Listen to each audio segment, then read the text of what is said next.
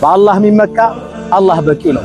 የአላህ መልእክተኛ ማሉ ለው አነኩም ተተወከሉነ ዐለላሂ ሐቀ ተወኩሊሂ እናንተ እኮ በአላህ ላይ ትክክለኛ መመካት ብትመኩ ኖሮ ለረዘቀኩም ከማ የርዙቁ ጠይር አዋፎችን፣ ወፎችን፣ እርግቦችን እንደሚረዝቀው አላህ በረዘቃችሁ ነበር። ተግዱ ሒማሰን ወተሩሑ ቢጣነን ወፍ አዋፍ ስትወጣ ባዶ ሆዷን ትወጣለች፣ ስትመለስ ሆዷን ሞልታ ትመለሳለች።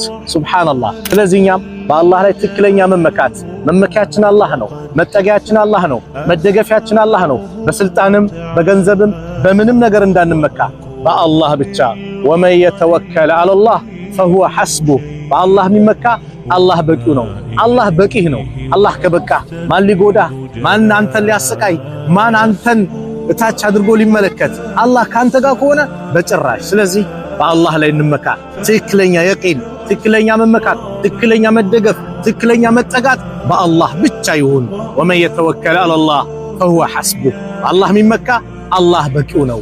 ወከፋ ቢላሂ ወኪላ። ሰላሙ አለይኩም ወራህመቱላሂ ወበረካቱሁ።